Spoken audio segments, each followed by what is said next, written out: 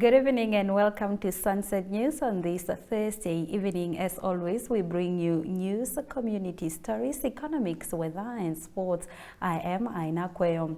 In the news tonight, Federation Albert Stiftung hosted a workshop with stakeholders from trade unions to discuss Convention 190. The convention is aimed at mitigating harassment of any kind and violence at workplaces. Watch as Sylvia Munjudi explains more about the workshop.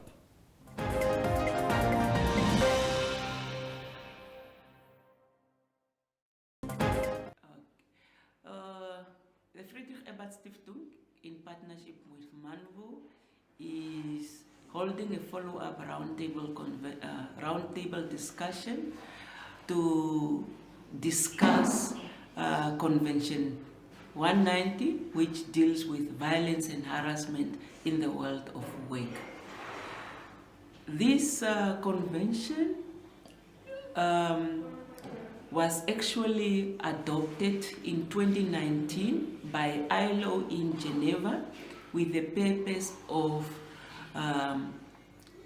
preventing, mitigating, addressing and redressing violence in the world of work. The world of work is not just physical, the world of work is also mobile. As we all know that women are the ones that are mostly affected by by violence and harassment in the world of work. But men are also affected. But most of the time we experience violence. The people that are really experiencing violence is mostly women, and therefore that's why we are trying to advocate for zero tolerance of violence and harassment in the world of work. And this convention tries to really fight for the rights of women and the rights of men in the workplaces, so that at least they are protected.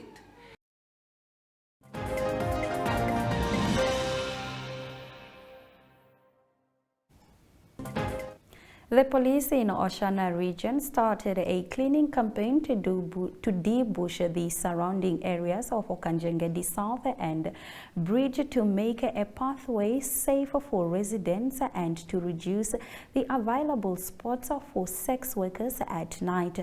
The locals and the Women and Men Network team also joined the force. The cleaning campaign also aimed to reduce criminal activities such as rape, assault and gender-based violence, which are commonly reported in the area.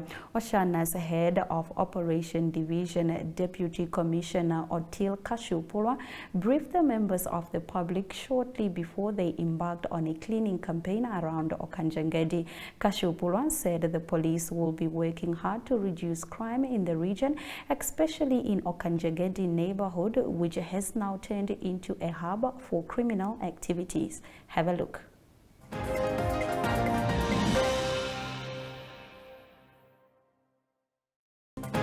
Initiative that we have to debush and cut off all those trees, so that criminals, if they now attack people, there was no way for them a place to hide. So I really want to thank you for coming up big numbers. We will start now, ideally, then we will see.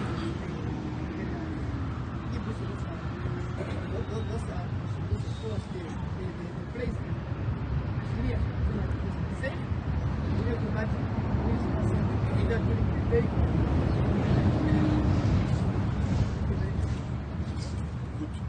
Okay, for now, Dr. TNT, who is the chairperson of the committee, will now indicate to us the hotspots and then how we shall begin. So then we can deploy the relevant personnel and equipment to that area. That's it.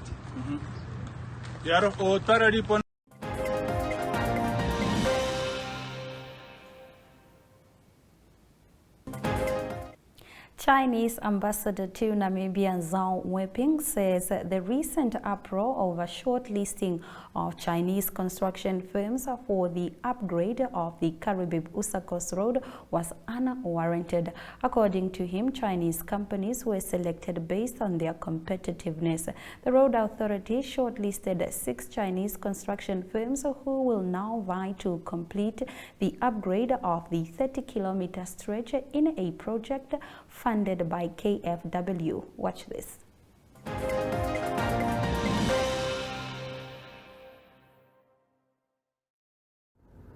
And so I think for every commercial or business transactions taking place in Namibia, it must be done, or at least it's required to be done in accordance with your law and regulations. So for the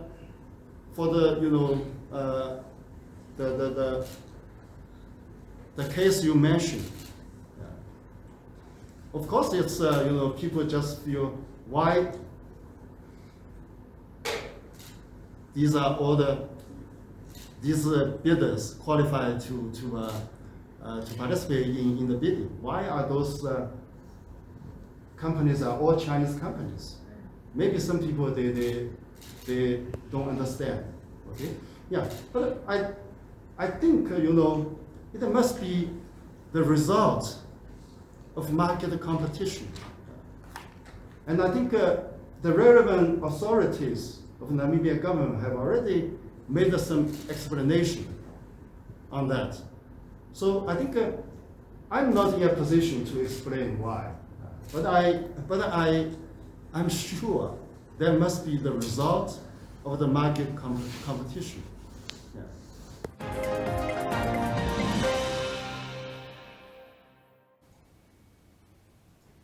The minimum age for obtaining an ID has been lowered from 16 to 14 years old in the new Civil Registration and Identification Bill.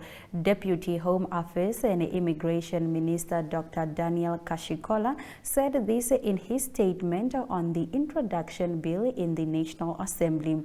At 14, a person's biometrics are well developed and therefore fingertips may be taken at this age. This move will enable children in schools to get their IDs earlier enough before their national examination. He said that some of the objectives of the bill are to provide for national civil registration systems for the notification, registration, and certification of birth, adoption, death, name changes, marriages, and divorce, and the issuing of IDs. He added that while IDs are currently issued to Namibian permanent residents and refugees aged 16 years and older, the bill expands the scope to cover foreigners in Namibia on permits longer than 12 months and any other categories the minister may prescribe as asylum seekers and protected persons. Moving over to our next story, Natangwe Ithete, SWAPO Member of Parliament, has thrown his full weight behind anti-gay Minister Jerry Ekanjo, a drafter of the country's constitution, who tabled a motion that would essentially criminalize homosexuality, saying same-sex marriages offends the country's law. Ekanjo tabled his motion last week following a month of uproar, including a protest and a petition handed over to the National Assembly following the Supreme Court decision to recognize same-sex marriages officiated outside Namibia.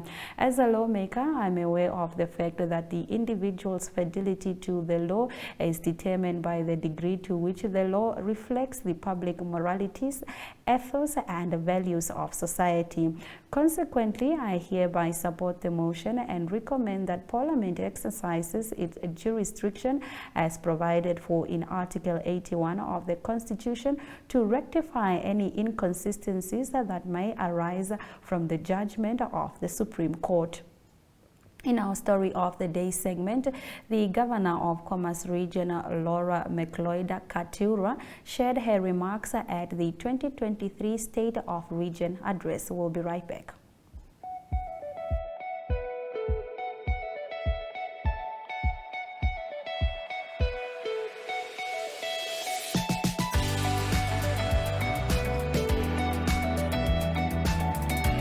to another exciting episode of Oneuptwo. Hier is die weer en vertel ook vir julle waar die vis julle moontlik gaan byt.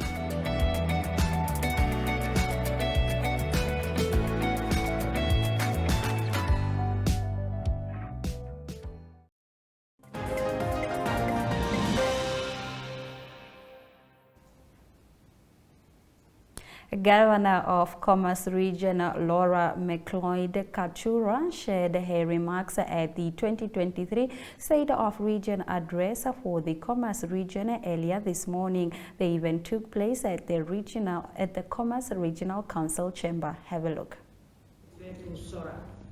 For the year 2023, the year of revival is officially declared by His Excellency Dr. Hage Geingob, the President of the Republic of Namibia. This commendable continuous achievement is an evident manifestation of our unity of purpose, mutual understanding, and proven sentimental attachment to our collective call of service delivery as governing structure of our beautiful commerce region. Honorable Chairperson, honorable members, the year 2023 is the year of revival calls for that absolute unity of all governing public and private institutions in the region, including all the service recipients or citizenry, to cement a solid response to our continuing and confronting socio-economic trials and realities of our time in our road to the desired Vision 2030. Today I am very proud to confirm that we took full ownership of our obligation of development and nation building by employing all available development implements and process to report the following complements as a region. Under economic sector, honorable chairperson, honorable members, the Ministry of Finance and Public Enterprises. Economic Advancement Pillar, the Ministry of Finance and Public Enterprises, together with financial sector, are currently in the process of drafting the new Namibian financial sector strategy as the previous one ended in 2021. As part of the ended NFWS, the expected outcome was to develop an SME financing strategy. And the SME financing strategy has three facilities, namely the Credit Guarantee Scheme, Monitoring and Coaching Program, and Venture Capital Fund. The Credit Guarantee Scheme serves to provide partial collateral guarantee for SMEs obtained loans from participating commercial banks. The commercial banks and government share the risk of loaning to the SMEs on a ratio of 40 to 60.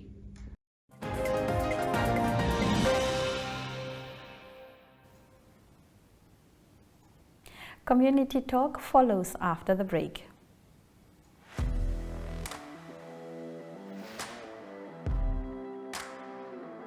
Hello and welcome to today's Sports Rep Show. I am your host, Jesse Jackson Kauraifa.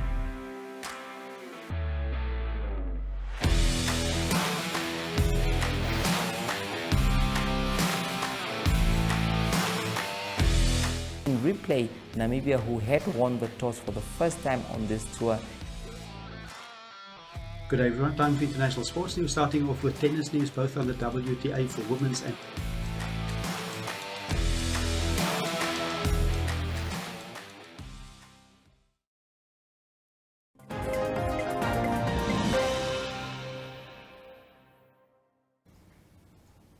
Oshakati residents received free legal advice in the town, an exercise organized by the Law Society of Namibia in partnership with the Office of the Ombudsman and the Master of High Court. The event was held at the Oshakati Town Council Civic Center. Pius Ikwambi, a member of the Law Society, said the regular free legal advice days are part of its objective to make legal services more accessible to the public, especially considering the cost involved in accessing legal advice.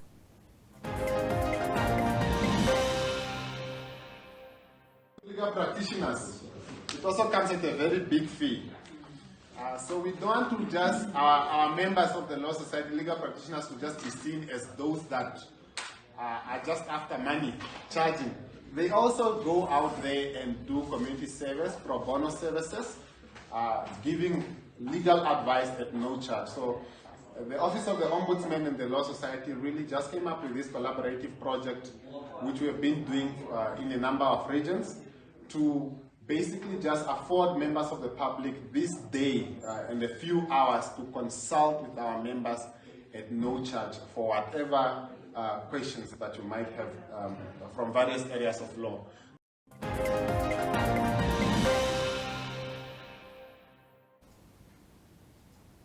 After the break, we return with economic news. We are so excited to be kickstarting your morning with entertainment. Everything was happening during this past weekend. Yes. Exciting news. Wow, no, she was killing it already. In my opinion, I don't see anything wrong with him serving the full term. As well as keeping you informed on the issues that you need to know happening in and around our country.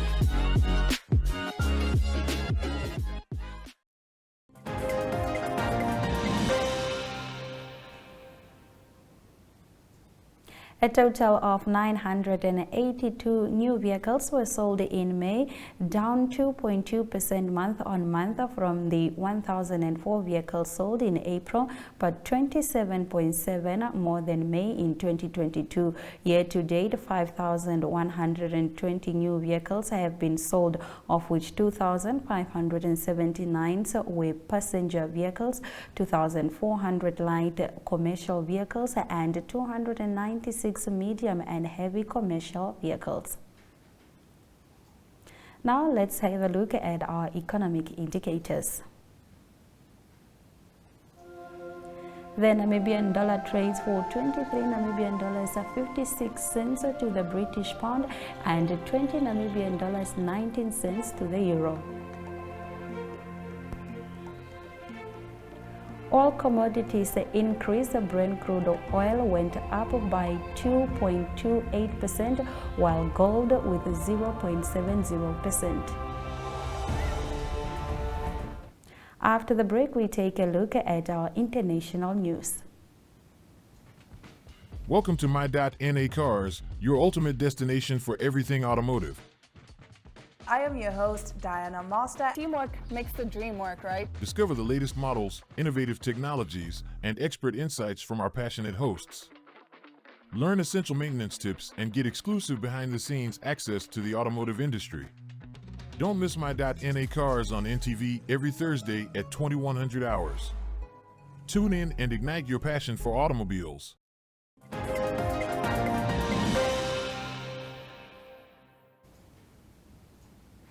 Reigning Ukrainian pilots on Western F-16 fighter jet does not make NATO a party to conflict, its chief Jens Stoltenberg said on Tuesday, as allies pledged to speed up preparation to start lesson. Stoltenberg said Ukraine had the right to defend itself. We help Ukraine to uphold that right, he told reporters in Brussels.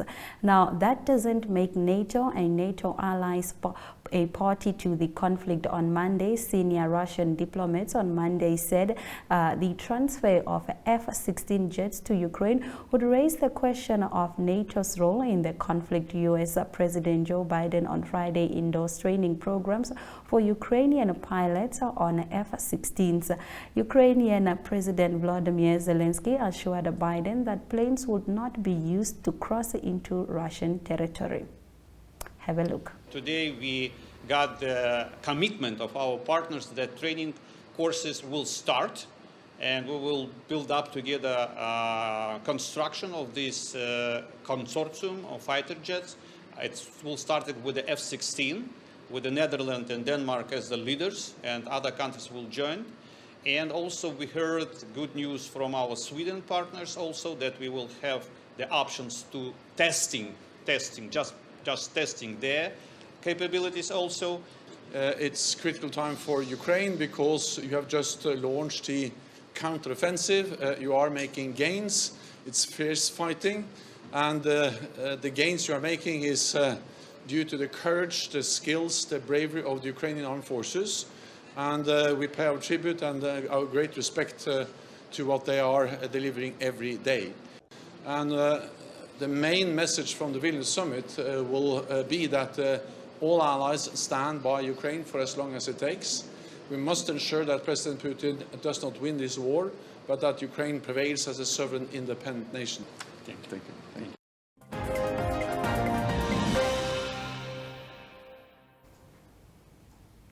The weather follows after the break.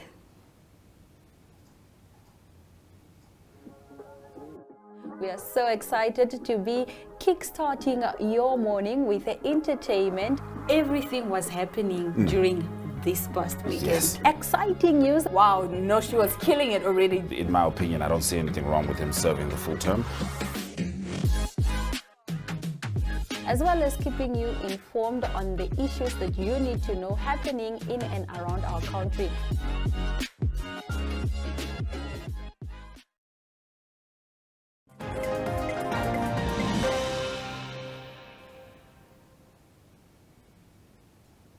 Let's have a look at the weather predictions for tomorrow.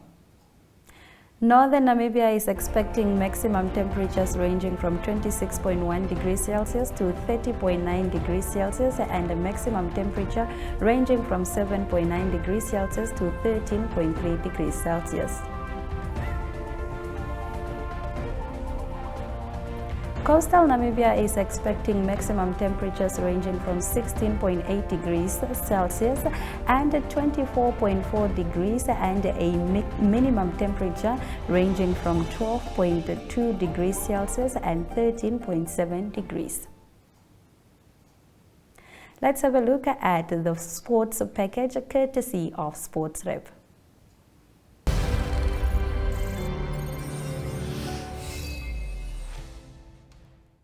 Welcome to Sports Wrap for Sunset News. Let's get straight into the latest stories from the sporting world. Now, the Namibia School Sports Union coaching team and the Namibia Football Association have come under fire from parents following the removal and subsequent reselection of 2 players from the under-17 national football team. This newspaper has learned that Kidimetse Modise Mcheni Kavenji were nearly denied the opportunity to represent their country even after they were successfully selected at trials.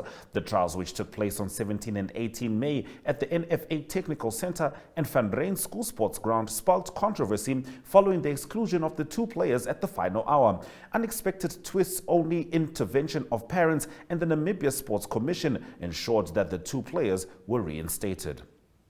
A group of technical staff members who were part of the Brave Gladiators team for the 2021 COSAFA Women's Championship, as well as the 2-legged qualifiers for the Women's Africa Cup of Nations in 2022, claim they are still waiting to be paid for their work. One of the technical staff members, who requested not to be quoted by name, claims the FIFA-appointed Normalization Committee for the Namibia Football Association owes her close to 100,000 Namibian dollars. She accused them of dragging their feet to settle the outstanding payment to her. And the 8th edition of the Henties Bay Harambee Charity Cup will take place from 29 September to 1 October at the Omdale Soccer Stadium in Henties Bay. The HHCC initiative was established by Henties Bay residents. According to the chairperson, Michael Skinny, the purpose of the event is to provide an opportunity for the youth of Henties Bay to engage in sporting activities and in so doing gets them off the streets. Skinny explained that the tournament will be a great opportunity for teams to showcase their skills while at the same time giving back to the community through participating and supporting local businesses. Well, that's it from the sports desk. Goodbye.